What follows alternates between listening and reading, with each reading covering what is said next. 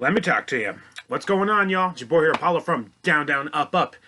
And hopefully here for more than 2.5 minutes. That was some record timing if you saw my predictions video for this show, which is, of course, NXT Halloween Havoc 2022. Time for results and review, rhyming accidentally bars. I actually have a bit to say about this show, surprisingly. I don't know if it's going to be a mixed bag. I really don't know how it's going to sound until I say it. So let's go and bear with me. If you saw the show, you might understand the gist of where I'm coming from. First off, I want to go through the minor stuff. WWE on the WWE Network, you guys don't know what you're doing anymore, apparently. The last two kickoffs for NXT Premium Live events have been abysmal. I'm dead serious. I'm not sure if there's some kind of issue with the network at this point with minor shows, but last time only half of the kickoff aired. This time it wasn't even listed, and then it just appeared during a random show they had on. Fix your nonsense. As far as the actual show goes, well, there wasn't much on the kickoff because they don't like to do wrestling during kickoffs anymore in general in WWE. But we did spin the wheel for the Apollo Crews Grayson Waller match, and hey, lo and behold, it landed on a casket match. Believe it or not, a classic match brought back from the dead, so to speak, and the first one I believe we've seen in WWE since The Undertaker and Rusev at Greatest Royal Rumble. Most forgettable, but hey, Undertaker versus Rusev did happen. And I believe the first casket match in NXT history. Now, getting to the main show. My goodness, Chucky, the doll, gets weirder and weirder, I should say poorly and poorly looking every time NXT bring him back. I thought last year's was mid, but this year's looked like a joke. They didn't put much effort into that whatsoever. But we did also lower the bar with the hosting segments because, my goodness, it was nice to see Shotzi. Couldn't really care about Quincy Elliott, is that his name? Formerly known as Odyssey Jones, I believe. What are they doing with his character? But then they threw Lash Legend in the mix during the show, and it was a waste of my time. Oh, just abysmally bad. And there's probably going to be moments like that I'm going to even forget to mention during this review because I feel like we took a break from the show several times for just pointless garbage like promos, interviews, and things that I just couldn't care less about. The one thing we did, which was arguably the best part of the show depending on what kind of fan you are, we cut to a man throwing his mask, as we assume it's a man, throwing his mask in a lit up garbage bin. The mask looks like it belonged to T-Bar. If you're telling me that Dominik Dijakovic is coming back to NXT, I am all for that. So that was really exciting if you figured out what was going on. The show, let's go. We started off with the ladder match, which was expected, and hey, lo and behold, I was wrong. I had a feeling in my gut they could pull the trigger with the winner. And the winner, of course, was Wes Lee. They actually gave him the North American Championship after a better than expected ladder match. I have to do this. Y'all prove me wrong.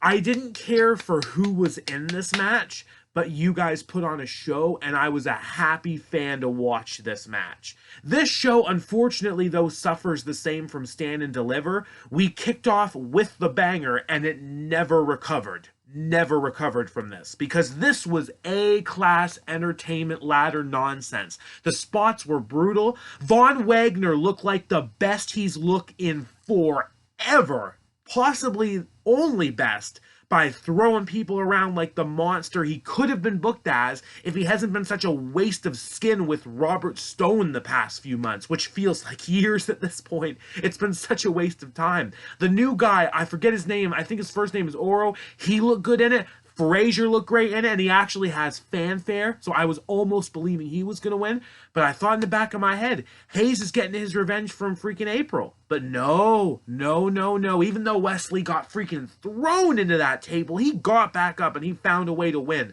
New North American champion Wesley, after putting up with so much controversy, so many people wanted him gone with his former partner. But he held on. And he won the North American Championship. I love to see stories like that actually get a happy ending. So for now, I'm pleased. Then the casket match happened. Although it didn't, because what did we do? For some reason, we brought out druids to not the druid theme. That was stupid. That would have been good nostalgia. Really good nostalgia. We brought druids out with the casket, but then we cut to Mandy Rose and Toxic Attraction in a haunted house looking for Alba Fire, and basically did the same nonsense we did with Dexter Lumis, Johnny Gargano, Carmelo Hayes, and Trick Williams from last year, and other segments. Those worked for me. This did not. It was corny, cheesy, and not at all plausible to building to an NXT Women's Championship match. And it does base on the result, which we're going to get to. I'll get more into that later. But for some reason, we just play that in the middle of the Druids entrance. Stupid, weird, dumb. It was dumb fun, but I didn't appreciate it long term. Then the casket match. Waller, Cruz. It didn't really work for me, but it was okay. It was also a casket match, which isn't my favorite stipulation in the WWE. Now, AEW, they know what they're doing with casket matches. Darby Allin builds his gimmick around them, pretty much, and makes them fun. Makes them fun, I dare say. I dare say. This one did take a shot at him, believe it or not, though, because at one point we had Apollo Crews put through the casket. And Waller's thinking he won, even though I guess the rules state that you have to close the lid on your opponent in a casket match to win. Well, guess what? Crews just broke through the lid, so that ain't happening. So the match continued when the Druids brought out another casket after a blackout, which looked like something more interesting was going to happen. But it didn't. That was weird. And then we actually paid some nice tribute to Undertaker and Kane with some of the tombstone teases, chokeslam spots, and Apollo Crews was able to win. Put him away, he gets his win. 50-50 booking makes sense. Crews gets his win over Waller, and maybe he's gonna start doing more things in NXT again. Maybe. The commentators build up like the winner of this was getting an NXT World Championship match. So, we'll see. We'll see. Then the Wild Weapons match, Roxanne Perez, Cora Jade. This was okay. These two really tried to make something out of the nothing rivalry that they've had in NXT. I appreciated that. I appreciated the stage spot. And after, lo and behold, Weapons and Nonsense, Roxanne did get her win. Beautiful ace of spades on the chairs in the ring. 1, 2, 3. 50-50 booking again, Roxanne Perez wins. I feel like this and the casket match were the two easiest matches to call the whole evening just because 50-50 booking. The other opponents, the losers of the matches, already beat the winners weeks ago in NXT. So what are you going to do? You're just going to flip it around. Then we get to the ambulance match, and it was what it was. It's an ambulance match. I don't really think that sets up to be great, but yo, Creed got his revenge, and it was well-deserved. So, yeah, I picked Kemp, and now that I think about it, it is sort of a waste of time, because what did we do? For months, we built up a Diamond Mine breakup. We finally get the reveal after so much waiting, but then he ends up losing, and the feud is seemingly over and a waste of time. If anything, it seemed like just an excuse to shenanigans get the titles off the Creed brothers just so they can go hunting for them again. Didn't really appreciate the feud, but I appreciated the beating. So there you go, Creed. Get Kemp out of here. Done. You finished. You're bothering me. Then the championship matches. Mandy Rose, Alba Fire. Dumb. Really dumb. Although I like the shot of the ambulance driving away with Kemp and then Alba in her car driving with Mandy. So they get to the ring. They have a little wrestling match after all the haunted house nonsense they've been putting each other up with. And then after leaving Gigi Dolan and JC Jane at the haunted house, they just show up anyway and cost Alba Fire the match. I'm dead serious. It was like full-on Toxic Attraction win as expected. Alba hits her swanton. Toxic Attraction distract the referee, hit their stuff on Alba when they get an opportunity, and then Mandy hits her knee, and that was it. I'm not surprised. I didn't think Mandy Rose was going to drop it, but you made Alba Fire look like an idiot. That haunted house nonsense doesn't lead to her winning the championship after whipping Mandy all night. That's a joke. That's a joke. And that's what I was really worried about happening when I heard about where this was going. So you're not recovering from that. You're gone. You're done. This gimmick is gone. I really hope either she leaves WWE or Kaylee Ray comes back swinging in NXT Europe. That's all I've got for that, because you're not coming back from that. You're banished. You're a joke. It's over. Mandy Rose, keeping her reign going. A lot of respect for you, enjoying it just the same enough. I'm really getting my Shayna Baszler vibe on with Mandy, just because she has two friends helping her when she needs to, and it seems to be pissing off my friends more enough again. So it works. It works for me. Main event, triple threat match. Braun Breaker, Ilya Dragunov, JD McDonough. It was good. I don't have much complaints regarding this. This was a fun main event, and I really wasn't sure where it was going to go until you get the finish in your head planted.